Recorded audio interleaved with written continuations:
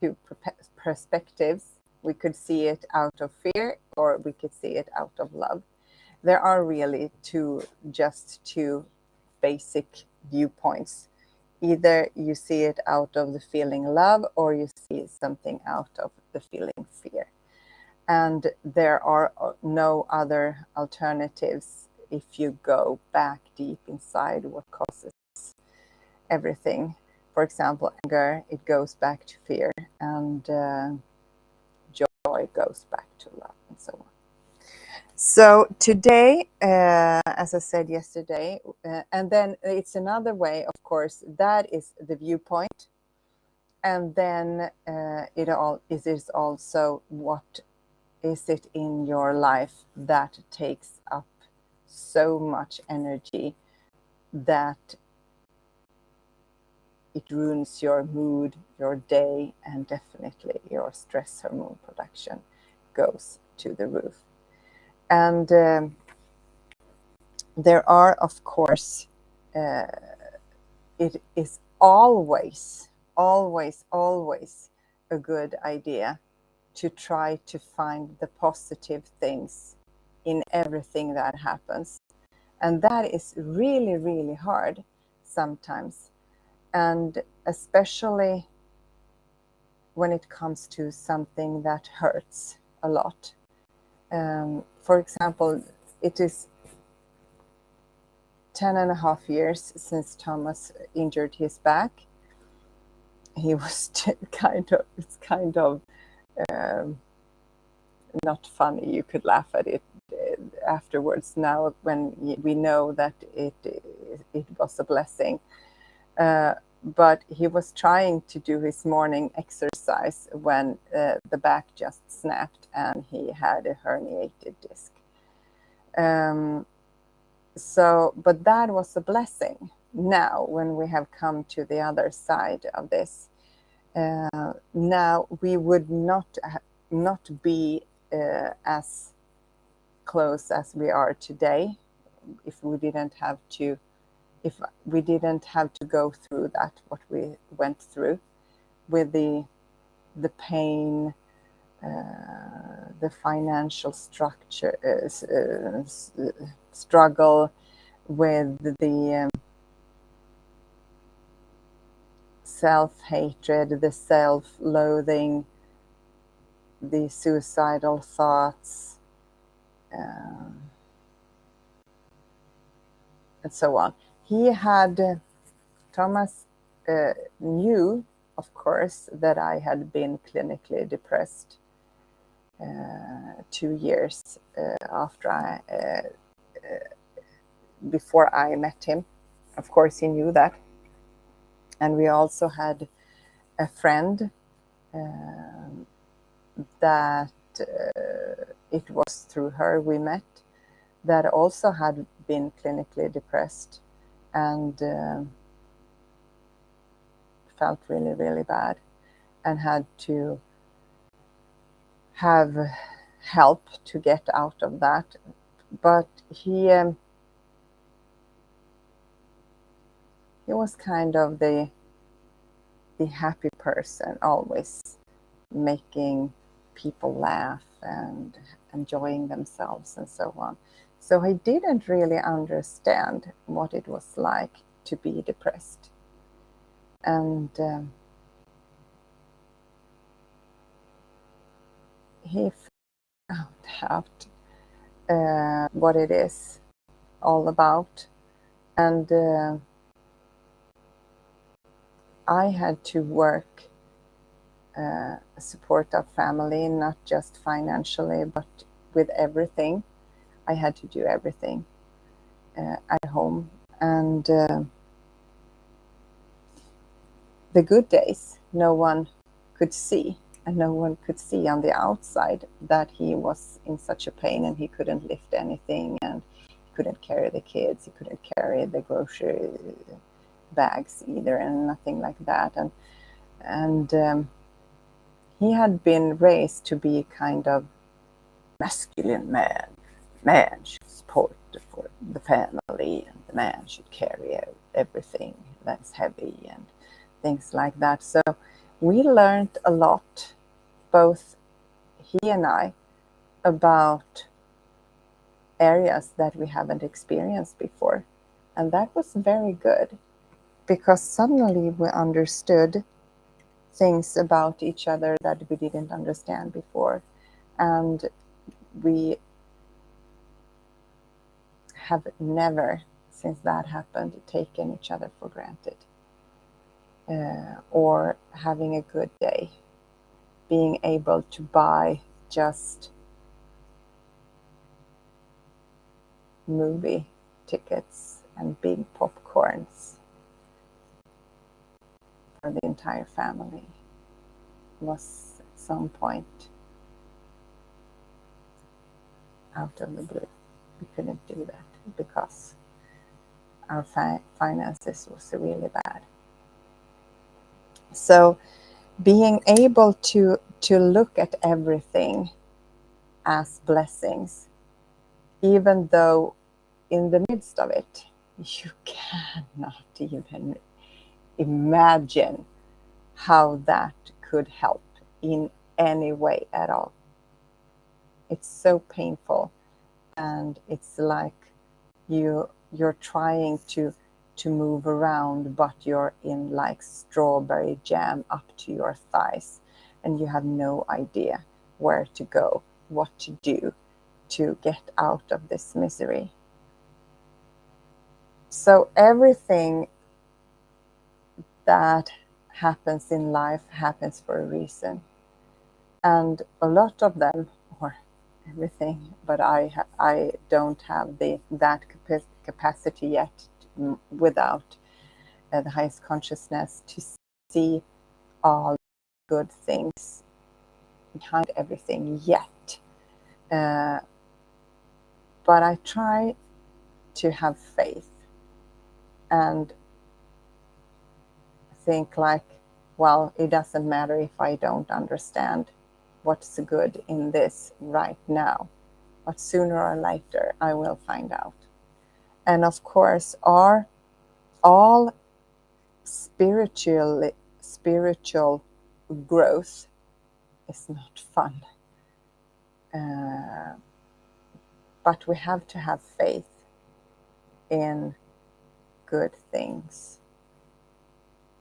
eventually come out of everything. So it's never a bad idea to try to change our minds about something that is taking up a lot of energy. But this does not mean that you should be a doormat to anyone. That is not what we're talking about here. If someone is treating you badly, you should try to get away. That is really important. It is not a loving thing. The whole thing of healing for good and living a fulfilled life is that we would come to remembering what we are, to remember that we are love, unconditional love, not anything but that. And it's not loving to let someone treat you badly, not to you nor to them. So if someone is not treating you in a good way, you should have a plan, a very, very good plan to get out of there. And if it is about bullying or abuse in some way, you should try to get help now. You are so much more worth than being treated badly. That is not loving. So you have to get out of there. It doesn't mean that you have back pain also. Why do you think you have back pain if someone is treating you badly? You are not treating yourself bad by staying in a relationship like that. You have to get out, even though it's hard. Our minds our ego minds hate new things. It's terrified for new things because new things is scarier. So the egoic mind wants us to stay in abusive relationship, not because it's so fun, but because it's familiar. So we cannot have help. We cannot let the mind figure that out if you should stay or not. Because the mind will try to convince you to stay just because it's familiar. It believes that that is safety, and it's not. But if you're not living in an abusive relationship or having an abusive boss or something like that, and of course, if you're having an abusive boss and you need the money for paying the bills and having food on the table, you have to try to find another job, and you have to make a plan about doing that. Of course. But maybe you have to be there and work there for some more time to get food on the table, but you have to have a plan for that. And then I asked the highest consciousness about this. Would it be enough to change your mind or change the physical thing in our life situations? And the answer was, why not both? Because if we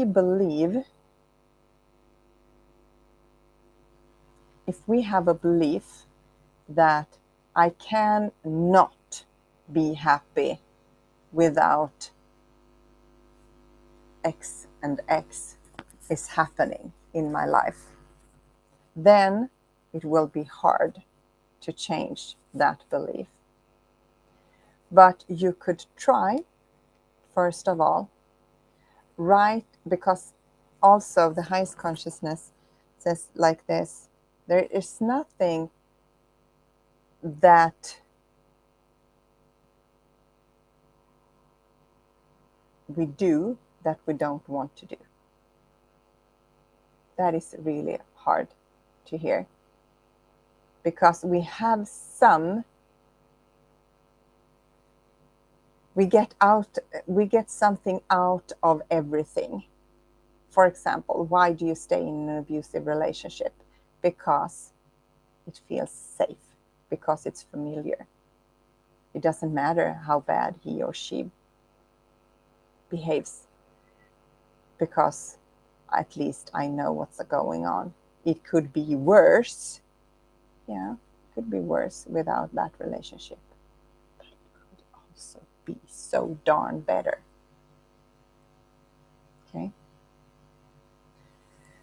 But, for example, I try, the highest consciousness and myself, we talked about me changing jobs. And it's not changing jobs, it's changing the income stream. So I'm not looking for another job as a teacher. I'm looking to create a financial income stream of coaching these 10 daily holistic healing habits, but also if someone wants me to channel for them. But that is something, that is a plan. That's why I do this every day now for a whole year, to get myself experience from doing this, but also letting people find out if this is something that you are interested in or not. So nobody should come, for example, when we are releasing a course that we will soon, our first course, nobody could say that, well, that wasn't good, because you have had the possibility to watch these days, and we are up into 66 days now. So if you cannot make up your mind for if this is something for you or not, then no, that is not okay, because you know if this is something for you or not. And if it's not for you, then it's fine. There are other ways to heal for good.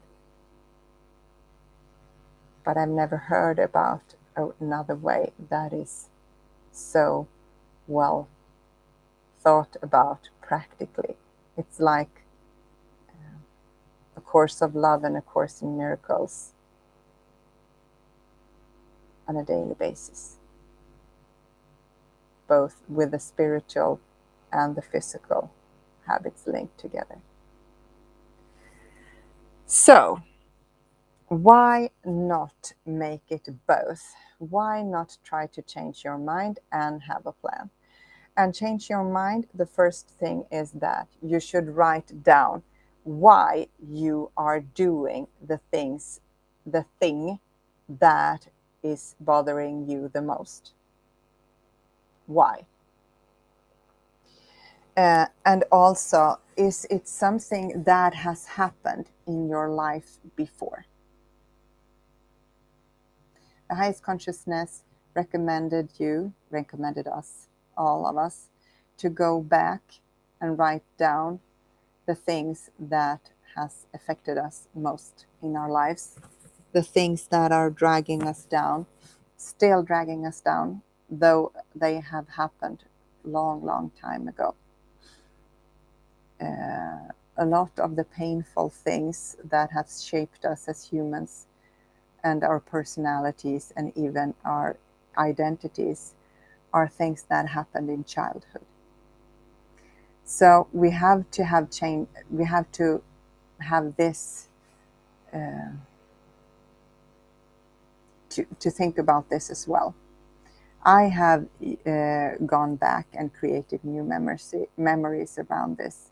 So, and I did that through rapid hypnotherapy, and it was absolutely wonderful. I really recommend that if you can do that. It is really good. And the course that I did was Mercy Peer, and Living an Uncompromised Life, I think it was called. I really recommend that. It was not that expensive either, so it was really worth it.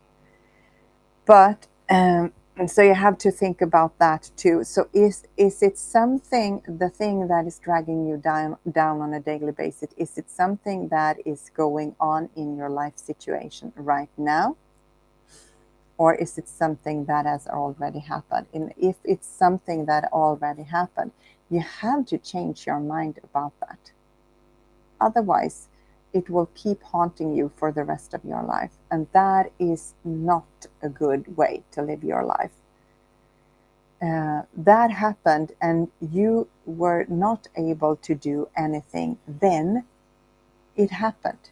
Okay? Whatever it was, it happened. And you cannot change what happened now, but you could change your mind about what happened. You can forgive yourself, and you could forgive the other or the other persons. And that could be really hard. But Jesus said, when he around the cross, he said, I don't remember if it was when he dragged the cross or if it was on the cross, please forgive them, they don't know what they're doing. And if a young child treats an animal, for example, in a very bad way, and they don't know any better,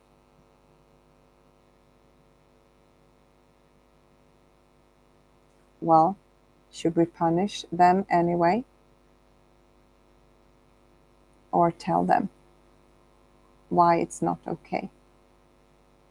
And see if we're talking about with them, like, Would you like to be treated that way yourself?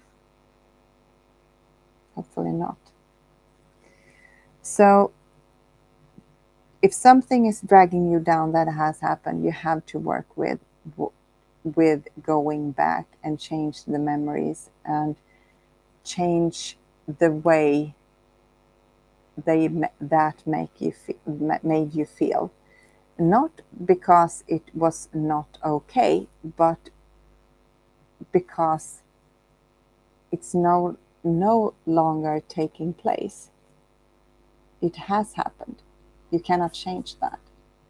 But you could try to change the feelings around it, and not for the persons that abused you or did something wrong to you, but because to free yourself.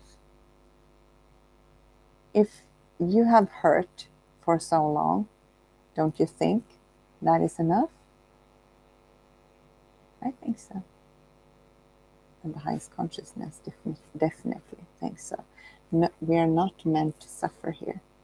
We're meant to align with love and live heaven on earth, in heaven on earth, right now, while we're still in our bodies. And we cannot do that if we're going over and over painful situation that has already happened. And if it's something in your life situation right now that is bothering you and dragging you down on a daily basis, you might need to sit down and think about, okay, why am I still doing this? Why am I still doing this?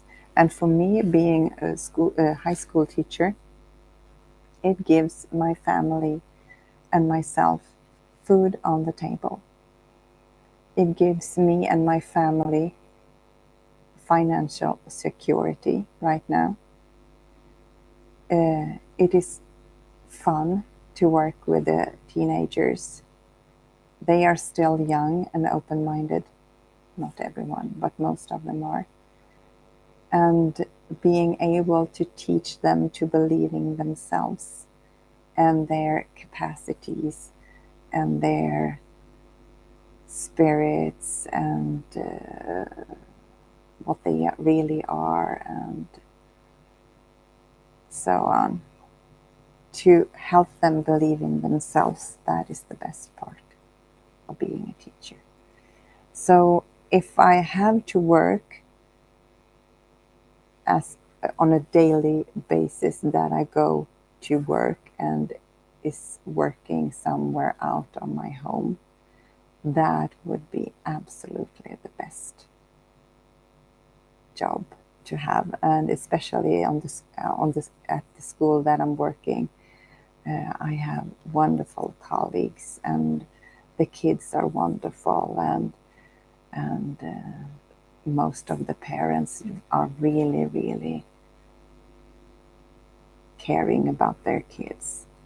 Not that they are pleased with school that all the time, but if they are rude and behaving badly, that's because they are worried about their kids. So try to make a list of everything that is why you still do this. Why do you, for example, if it's in a relationship that it's not abusive, but it's not giving you everything that you want out of a relationship, write down what the good things are in that relationship anyway, and see for yourself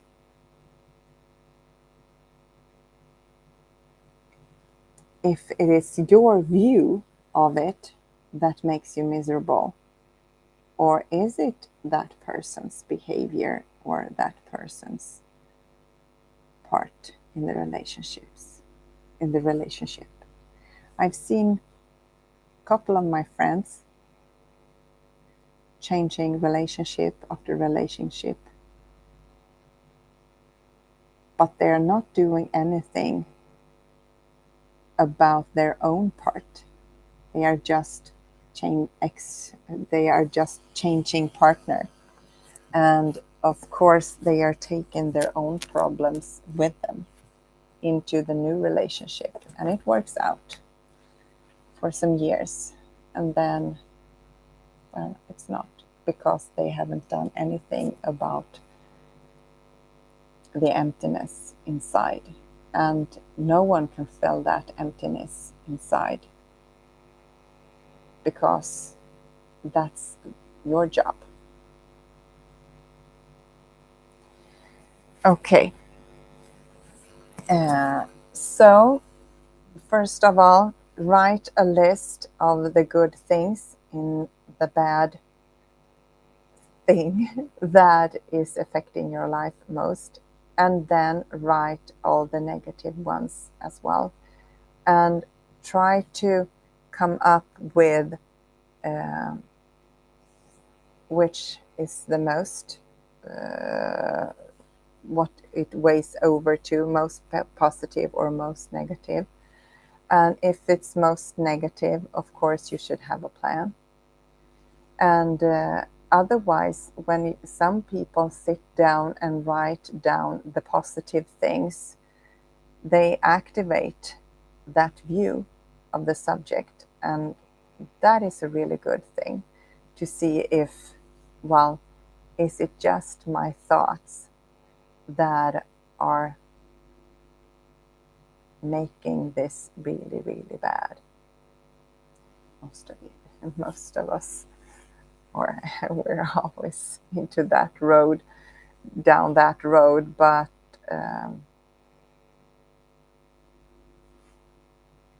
it could really help to change our physical environment and our life experience as well. Okay, hope you had something important out of that. Tomorrow we're going to talk about the first baby step in both